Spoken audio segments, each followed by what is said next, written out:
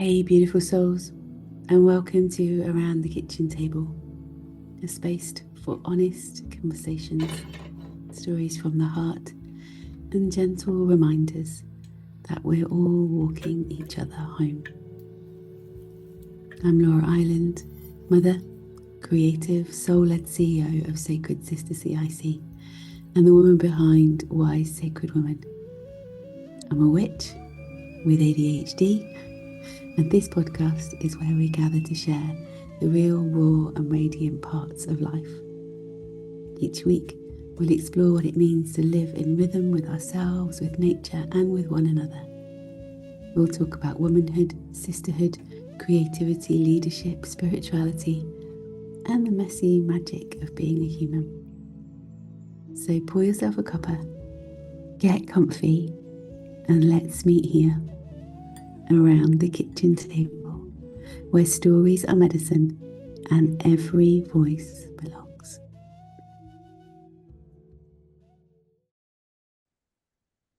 Oh my God, today I am lighting the candle. I am ringing the bell. I am lighting some sage.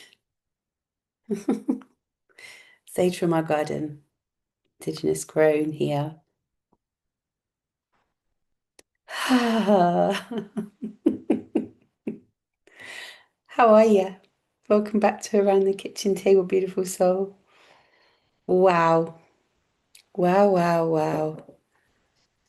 I don't know about you. How has your week been? I think you should grab a cuppa, get comfortable, and let's settle into this conversation because there is something that I have been feeling this week. Pop this candle down on my altar. Probably should also blow this out, but not until I've given us a good moment of clearing first. Because I don't know, have you been feeling it too? You've been feeling it too? It's been a lot of conversation online and beginning to see these conversations around June the 9th. Astrologers are talking about kind of Venus and Jupiter meeting in Cancer. They're calling it one of the most powerful transits of the year, a moment of expansion and abundance and love and luck and opportunity. And I'm just like, what? What? Sometimes, like, astrology is amazing, right? Do you know what? Just laughing because it doesn't want to go out. It's going to put it somewhere where I don't have to be right in it, but it's going to continue to be with us. I'm a witch at heart. Did you know that? Because if you didn't, I'm starting to say it more and more out loud and not be afraid of that anymore. So, you know, whether you're into astrology or not isn't really the point of today's conversation, because what caught my attention wasn't this kind of transit itself. It was the feeling that something is shifting, the feeling that many of us are standing at a doorway and it's not necessarily the easiest one. The feeling that life is asking something different of us. Not next year, not someday, but now. Now. And I realized this week that perhaps the doorway isn't about what we're calling in as much as it's about what we're finally willing to really stop carrying. A few days ago, I was doing a journaling exercise, and the prompt was really simple. What's the next chapter of your life called? Think about it just for a moment. What's the next chapter of your life called right now? And immediately for me, the words dropped in, and I played the song, Don't Stop Me Now. We all know it. Don't stop me now. We all know it, right? And I laughed because it felt perfect. But then I wrote it down and I looked at it again, and suddenly I saw something. For those of you that are on YouTube, you'll be able to see this because I'm going to show it to you. But this was my little ding, ding, ding, ding, ding. I write things down and I make it pretty and I stick it on my board and it kind of helps to remind me. So don't stop me now became stop now. Stop now. And I was like, whoa, okay, what am I stopping? I'm stopping the old stories. I'm stopping the fear of, oh. That was my board crashing down, going, no. Anyway, If you haven't seen my podcast before, you know they're very real. They're very real. Shit happens. Things fall over. Things move. I set light to shit. Stuff happens, you know. Anyway, stop now. So stop the old story. Stop the fear of judgment. Stop the fear of failure. Stop the belief that I'm too much. Stop the fear that I'm not enough. The belief that I'm not enough. Stop the scarcity. Stop the overwhelm. Stop the people pleasing. Stop the self-abandonment. And honestly, that hit me harder than anything else this week. Because if I look at my own life, and maybe yours too, so much of our suffering comes from the moments where we abandon ourselves. I've just been in the shower and and my little ditty in the shower. I'm not a singer, I don't sing, right? But oh, that's a story that I've told myself again, an old story from a choir teacher that made me sing at the back because I wasn't so good. In fact, it wasn't that I wasn't so good, it was that I was too big to be at the front. So therefore, I had to sing at the back with the other kids because I was too big to be at the front. That was a thing. And I loved my choir teacher. She was amazing. But I didn't realise how that had made me kind of stand at the back most of my life. But I was just like, oh, how did it go? It was like, stop abandoning yourself. Stop abandoning yourself. Come home. Come home. Come home. Stop abandoning yourself. Stop abandoning yourself. Come home. Come home. Come home. And it really made me realize, right, that this is what I've been doing. The moments we know, but we don't listen, the moments of our body whispers that we override, the moments we need rest and we push harder, the moments we need support and we tell ourselves that we should be able to do it all alone, the moments we need boundaries, but we say yes anyway. The moments we need to speak and we stay quiet so everyone else gets to feel comfortable. And it just made me wonder how many women right now are like me, totally exhausted, not because we're doing life wrong, but because we're carrying a life that was designed not to be carried alone. Because here's what I've been noticing, right? Me, I'm tired. But every conversation I have, women are tired. We're bone tired. Not because we're weak, but we're carrying too much. We're raising the children, we're running the businesses, we're supporting the families, we're managing households, holding emotional space for everyone around us, trying to stay healthy, trying to pay the bills, trying to be present, trying to be everything to everyone. And somewhere along the way, we sold a story that equality meant doing everything, not sharing everything, doing everything. We wanted it all, right? And now we've got it all, and now we're doing it all, and now we're all exhausted. Many women have quietly found themselves asking, when exactly was my turn supposed to arrive? I had a beautiful sister last night on a circle said exactly the same. When is it going to be my time? Because the truth, right, is life is expensive. Many families, like, we need two incomes now. Many women are doing paid work and unpaid work, visible work and invisible work. I did a call about this the other day. I did a post about it on our social media.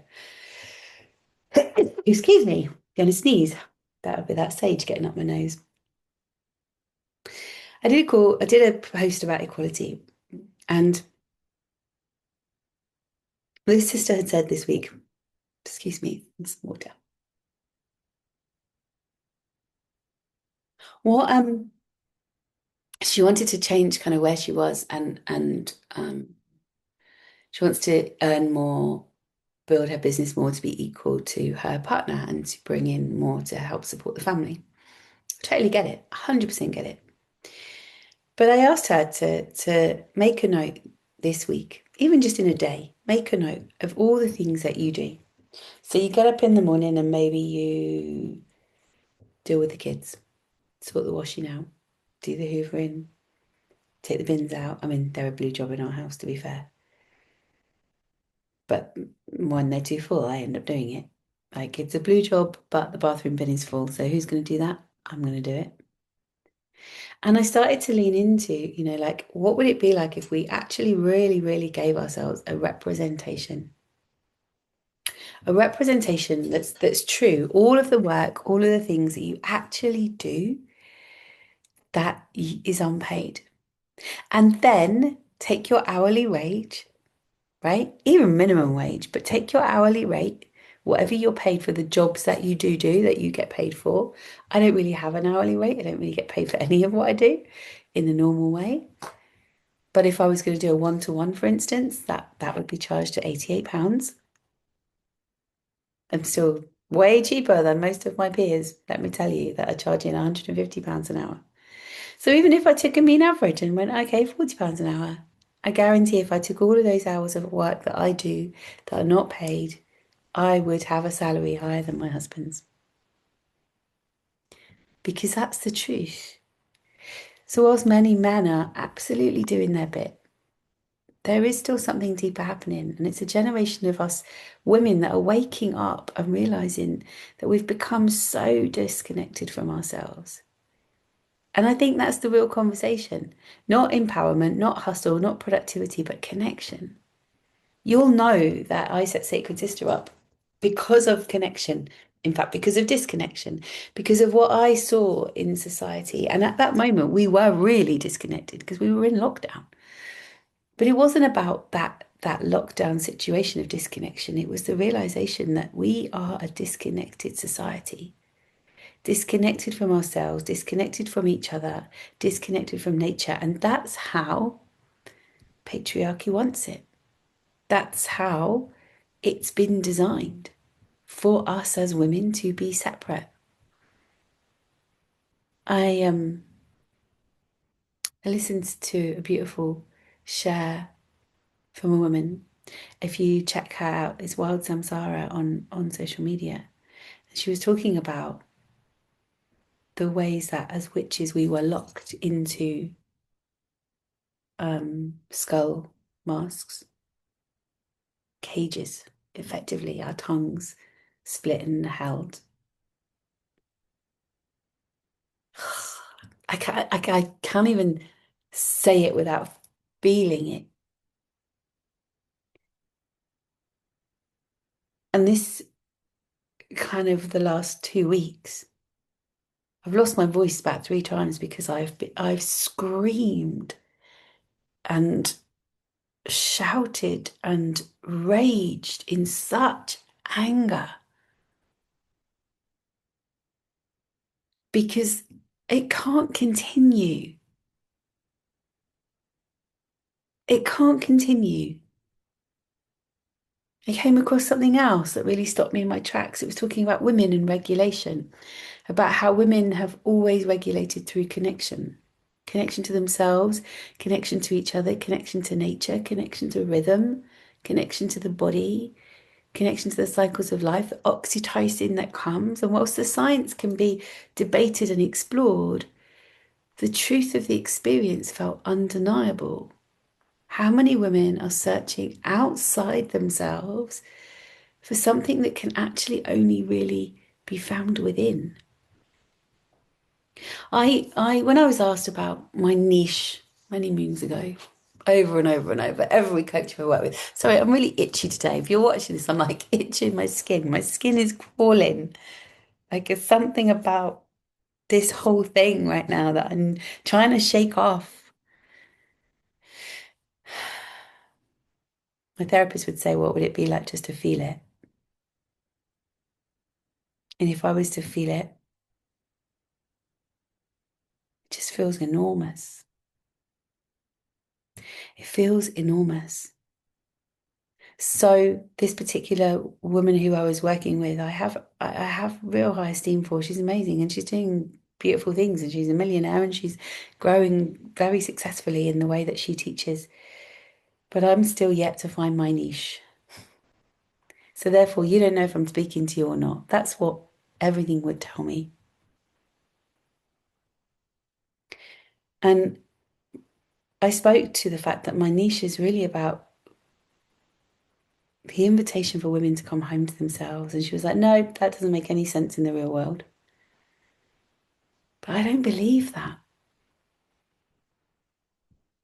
I really don't believe that. Because I see loads of other people with really successful businesses talking about women abandoning themselves and needing to come home to themselves. So if they can do it, why can't I? Because that is my work. It's not even my work, it's my calling, it's my service to humanity. It's why I'm here on this earth. And yet I still get caught up in abandoning myself. Yet I still get caught up in looking for this place of approval and validation and achievement and perfection, productivity, doing more. I get caught up in the relationship with my husband, even spirituality, always searching for the thing that's going to finally make me feel safe.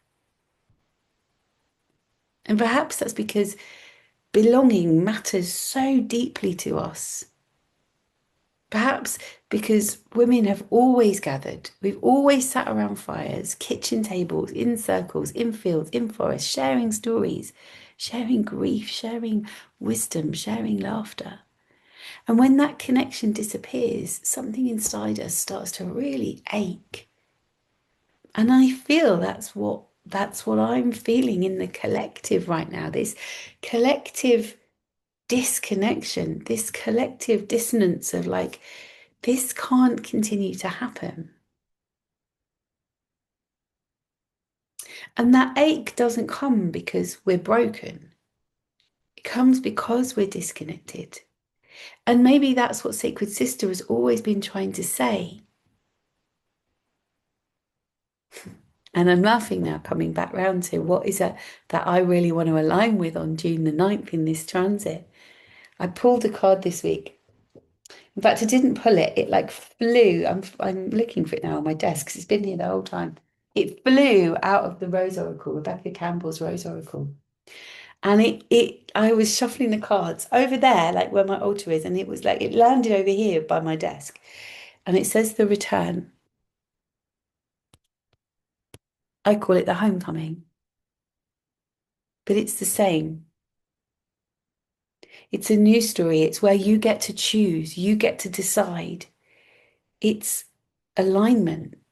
What's truly in alignment with your heart and your soul? It's coming together.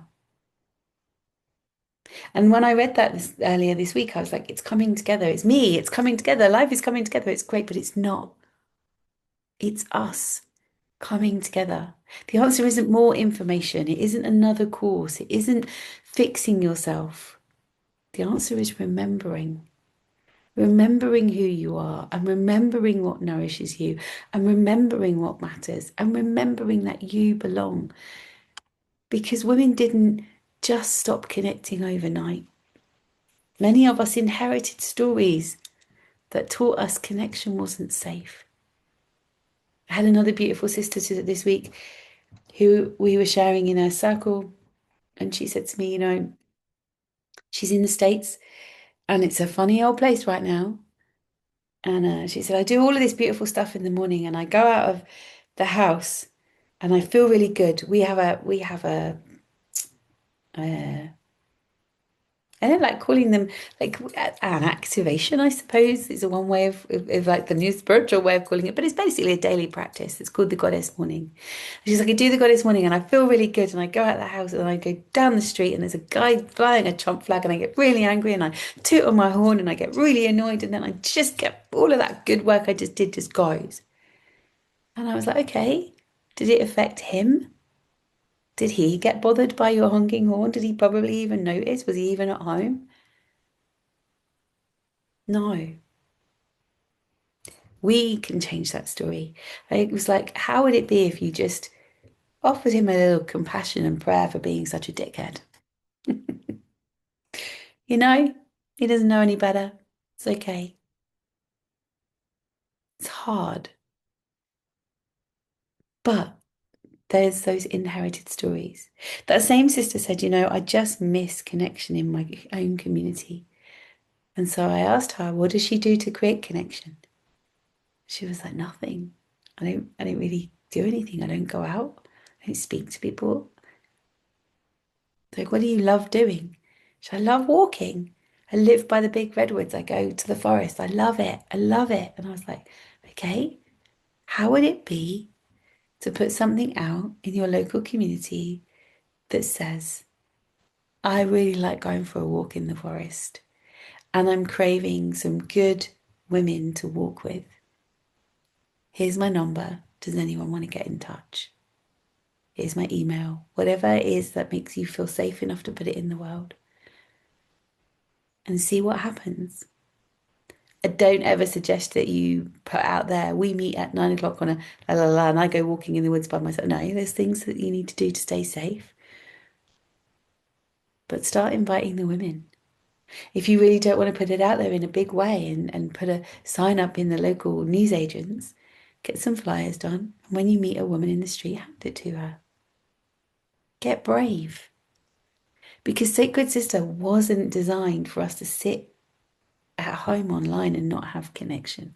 I love the fact that I'm here on a podcast with you and you're listening to this and maybe 2 people will listen to it, maybe 200 will listen to it, maybe 2,000, maybe 2 million one day, maybe. Yeah, imagine if 2 million women heard this message and started to trust themselves. And so I said to her, why wouldn't you do that? And she said, because I'd feel silly. And I was like, really? Whose voice is that? And she sat with it for a moment. She was like, my God, it's my mum. It's my mum that used to tell me when I was a kid, don't do that. It's just silly. You'll be silly. You'll be laughed at.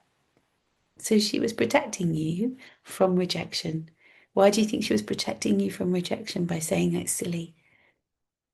And she said, because her mum was worried and she told her and she told me. And that's what I mean by our inherited stories. Our inherited stories taught us that connection wasn't safe.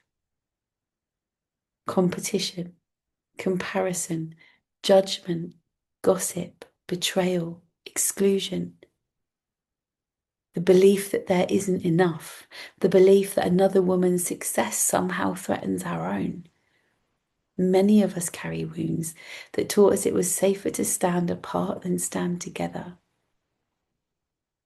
And so perhaps the question is not why don't we support each other as women? Perhaps the question is what happened that made it feel unsafe to. Because whenever women really gather in spaces where they can truly be themselves, something beautiful happens. The shoulders drop, the breathing changes, the masks come off. Sometimes the clothes come off too. The nervous system softens. Women remember themselves, not because someone tells them who they are, but because they remember. And that's what I feel is happening right now. Not just in my own life, but collectively. Something is shifting. Something is being remembered. Something is asking us to stop abandoning ourselves, to stop living by stories that were never ours, to stop waiting for permission, to stop apologizing for our needs, to stop believing that our worth is attached to our productivity. And perhaps that's what this season is really inviting us into, because we're moving towards the summer solstice, the longest day, the greatest light. Nature isn't asking us to become someone else. Nature is simply revealing what is already there. And perhaps that's the invitation for all of us to become more of ourselves, not less, to become more honest, more present, more connected, more alive. I've been exhausted lately, really exhausted. And every year around this time, I forget. I forget that my body does this. I forget that before the season changes, my body asks me to slow down, to nap, to rest, to listen. And every year I resist it for a little while until I finally remember that my body knows. My body is wise.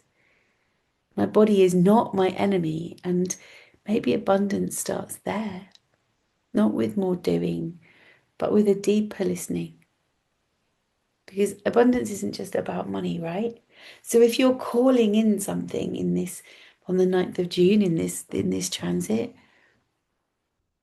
abundance is energy, it's health, it's joy, it's support, it's friendship, it's time, it's rest, it's laughter, it's belonging. And we're asking life for abundance. Perhaps we also have to ask ourselves, can I receive it? Can I receive support? Can I receive love? Can I receive rest? Can I receive joy? Can I receive enoughness? Can I receive myself? So this podcast has jumped all over the place a little bit, and I hope it resonated somewhere with you, because as we move towards June the 9th, as we move towards the solstice, as we move towards whatever this chapter that you're going to call it, this next chapter is for each of us. I want to leave you with a question. Not what are you calling in? We've all done enough vision boards. We've all written enough manifestations. We've all asked enough times for things that we want. Sometimes they come to fruition and other times they don't. But instead, what are you putting down? What story really ends here? What fear ends here? What pattern ends here? What version of self-abandonment ends here? Because maybe the miracle isn't what arrives next. Maybe the miracle is becoming the woman who is finally ready to receive it. And perhaps that's what homecoming really is. Not arriving somewhere new, but returning to yourself, knowing yourself so well that you stop abandoning yourself and looking for the safety outside of you, and you know and trust yourself so deeply and intrinsically that you know that nothing can touch you.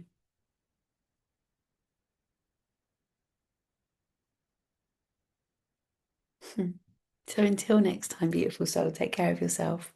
Listen to your body, trust your knowing, and remember that you were never meant to do this alone. And if you want to come and join us and connect with us, there's a few ways you can do that. One, we have the sanctuary. The sanctuary is the most beautiful soul family. It's not a membership, it's more than that. These women get an opportunity to meet up to 20 times in circle in a month, at different times, different things that we have, different spaces that we connect to. They have an app on their phone so they can listen to a meditation anytime. They can join. I don't like calling them courses. You can work through them in your own time. There's not something that you have to keep up with. But we do things around the wheel of the year. So right now we are doing 21 days to bloom. Bloom. Seeds don't wonder what's going to happen. Flowers don't ask when they're going to bloom. They just bloom when they're ready. And so this is all about how you slow down to listen to your intuition running up to the summer solstice. So if that excites you, if it's something you want to look at, you can join anytime. You can do that through our website. And I guess what I want to share with you more than anything else right now is come and join us in a field this summer, wherever you are. If you're in the UK, yeah, it might be a long drive. Yeah, there might be a million reasons why not to come. Yeah, you'll have to get childcare. Yeah, you'll have to take time off work. Yeah, you'll have to spend some money on yourself. God forbid you spend some money on yourself. But this is a space where you can come and just be fully yourself, be fully held in the embrace of the earth, be fully held in the embrace of sisterhood. You don't have to worry about fitting in. You will fit in. We all fit in because we don't create a hierarchy where there's anything to fit into. Remember what I shared about the fact that they want us to stay apart. They want us not to be together because that's where we get to heal the most. So come and connect with that too. I'll pop all the details in the show notes here. It's 333. Again, like lots of things would say, don't mention the number. It's £333. But I want to tell you something, it's fully catered. You don't have to spend another penny. There are no market stalls. We have one Sunday morning market where everyone gets to bring out their wares and it's beautiful and powerful and special, but we don't have regular market stalls. There's nothing you have to bring to spend money on unless you want to have a healing or a massage or you want to buy a real coffee and cake. Other than that, all your meals are provided. Like, it's just a powerful place to be. And you can spread the cost. So you can join today, you can secure your place for 50 quid. And then I'll be in touch and we'll work out the best way for you to pay in installments. No woman gets left behind. There's also places to volunteer. If you're someone that's like, I don't know if I can go be in a field and do nothing, come and volunteer with us. There aren't loads of jobs to do, but there's always something to do. There's helping out in the kitchen, which is such a special place. Yeah. Yeah, just come. What's stopping you? Anyway, my loves, I'm going to leave you with this last central thought. The opposite of self-abandonment is coming home to yourself. The opposite of self-abandonment is coming home to yourself. So what does your home look like? What does your home feel like? You get to choose it every day. I'll catch you soon. Lots of love. Laura out.